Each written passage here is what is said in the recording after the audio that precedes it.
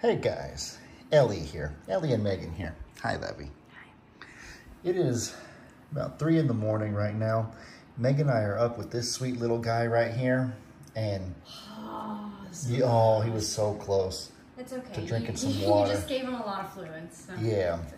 If y'all don't know who this little guy is, don't feel bad, because up until yesterday, we didn't really know much about this little guy either. As a matter of fact, he didn't even have a name yesterday. But the story I'm about to tell you guys might be difficult to hear.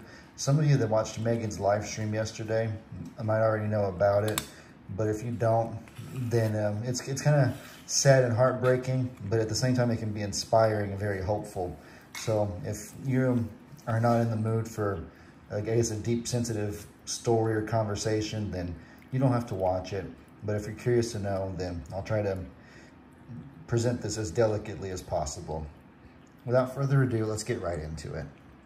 So this little cat right here is one of our outside cats. Y'all know how we have so many outdoor cats. We take pride in it because they do a really good job at preventing rodents like mice and rats from infesting a property. A lot of people that live in the country, people I know, friends of mine, have mice and rat infestation. And I always recommend they get cats because cats are really good. That's what they eat, is mice and rats. Also, a place with mice and rats will have snakes. The same friends have a lot of snakes show up at their property because they're looking for mice and rats to eat. And so if the cats are eating the mice and the rats, then the snakes don't come because the snakes will have no food of their own over there. Our cats have even killed snakes before.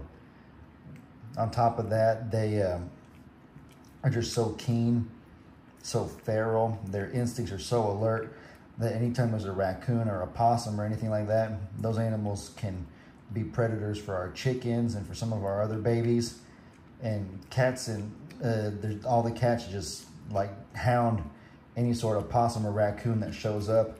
I've seen times that there's been a possum or something, there's been like 8 cats just staring it dead in the eyes, like basically cornering it and trapping it. And so the possum probably very intimidated with all those cats. And so it keeps our chickens safe. And all in all, I've even seen our cats bring us snakes they've killed before and stuff like that. They're just really good for, really good for our farm. And a good bonus is that we love them. They're our favorite species.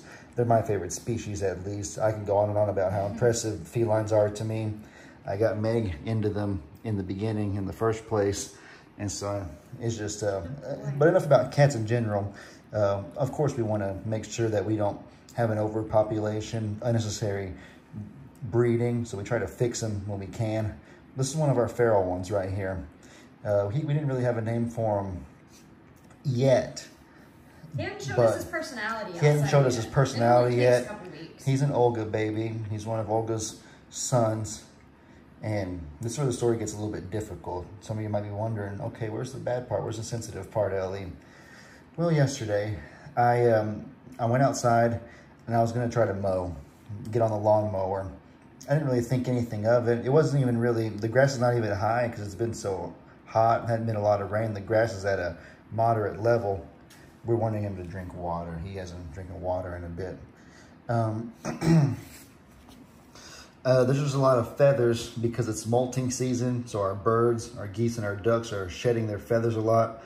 And I can't get them to be moved with the leaf blower. So I figured that maybe if I mowed, I could try to ruffle up the feathers, cut them up, and then maybe they get blown with the wind away a little bit easier. Or then I could use a leaf blower or something like that. So I went to my garage where our lawnmower is and started it up like I would any ordinary day. And then I got on the mower and I started going. I just didn't think anything of it. You crank the motor. There's a little safety valve you have to pull down before you can even start moving the vehicle. And then it takes about 2 or 3 seconds to do all of that. Maybe probably like 5 or 10 seconds actually. And then you go, just not much to it. And so as I started going, I saw something in the corner of my eye.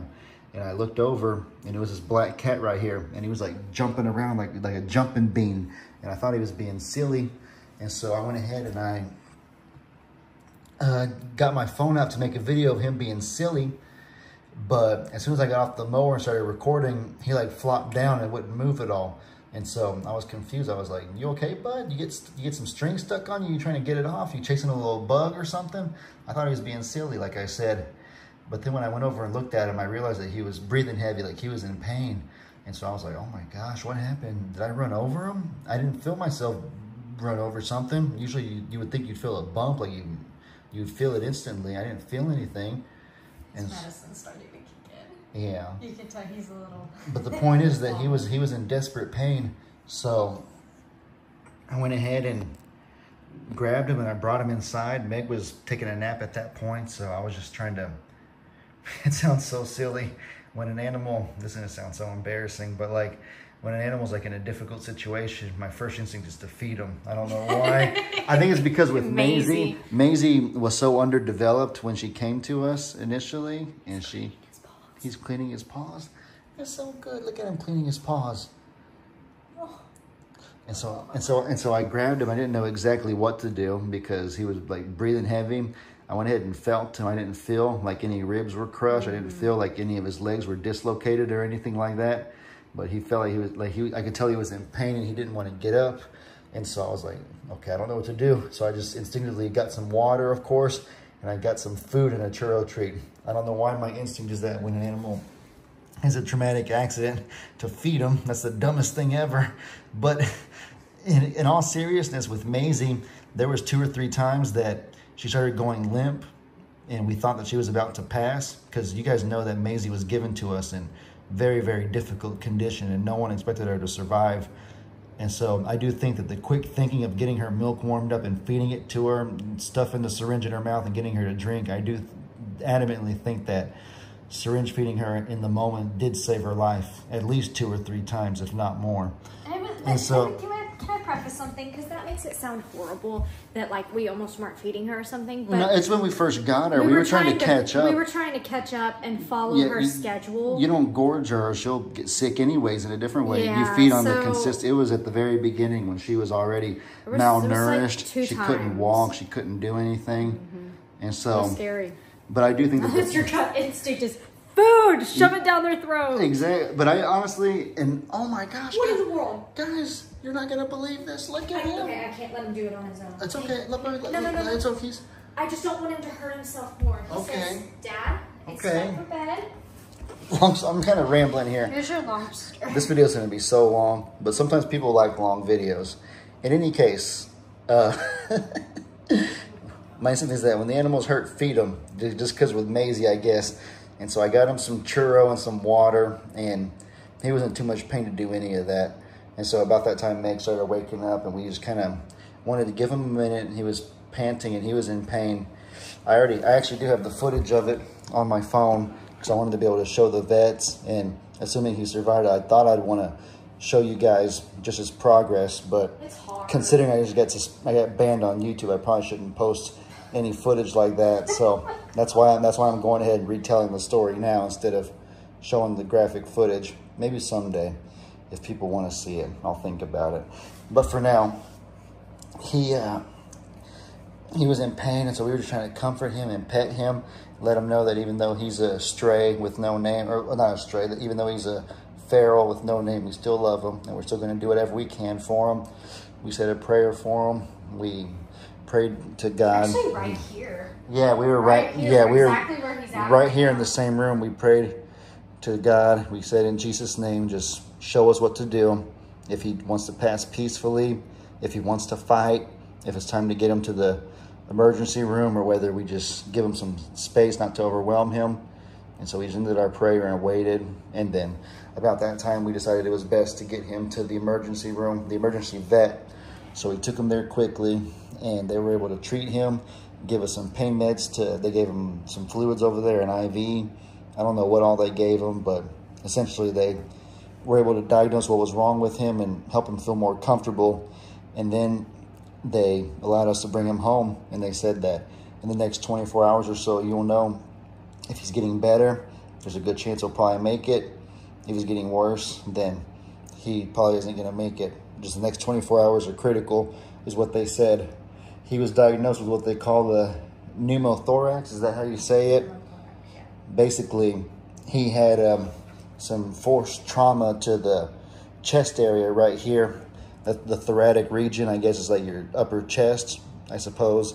And so pneumo has something to do with air. I don't know all the exact scientific terms, but basically there were small amounts of air seeping into his lungs, which is... I think it's actually exiting, because I said... Or exiting his lungs, something. With it's air either... Because your lungs take in air, I guess, yeah, so it's air escaping that shouldn't be escaping. So air was escaping his lungs that wasn't supposed to be escaping, I guess, through a little hole wherever the injury occurred.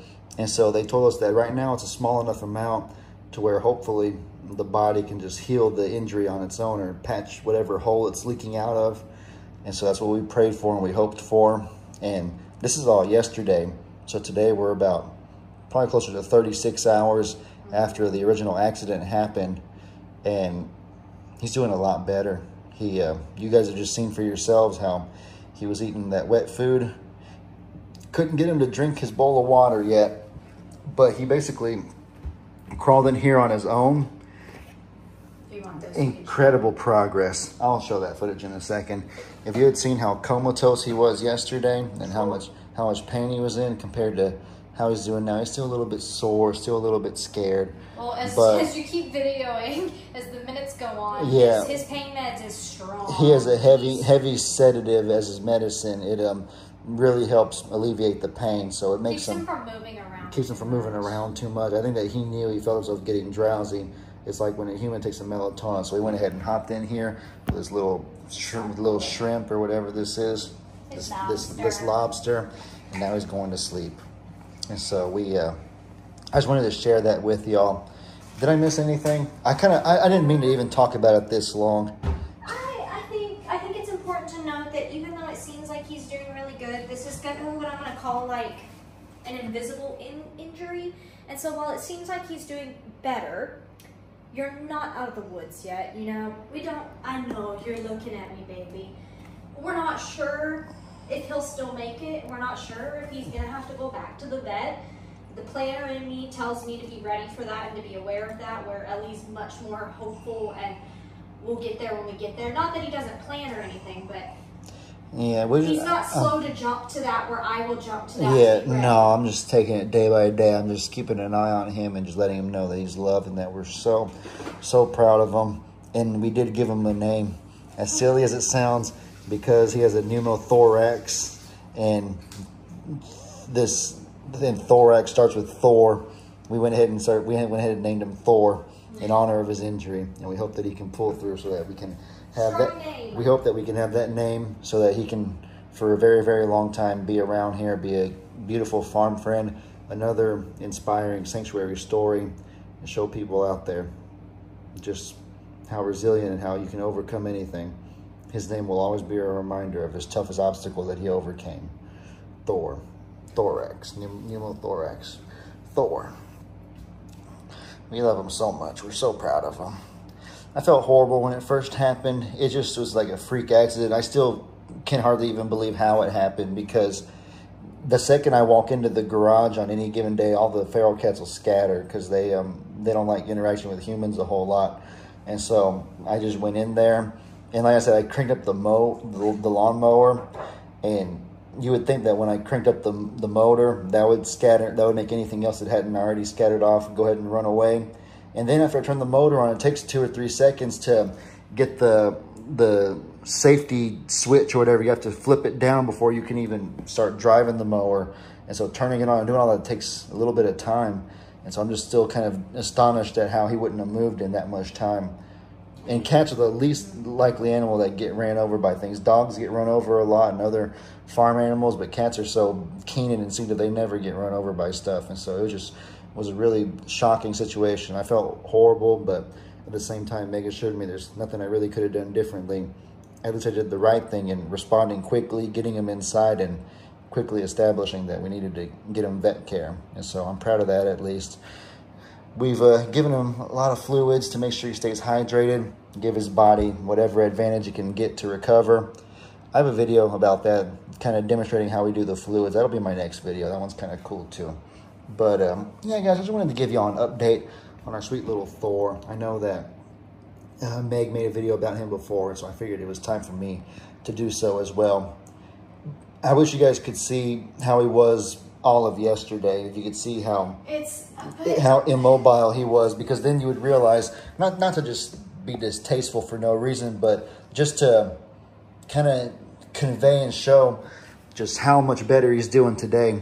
There's even a part in the Bible, I forget what book it's in, where I guess light is only really manifest when compared to darkness. So like it takes darkness and someone seeing something bad to really have an appreciation, and just for something that's good to truly seem as good as it is.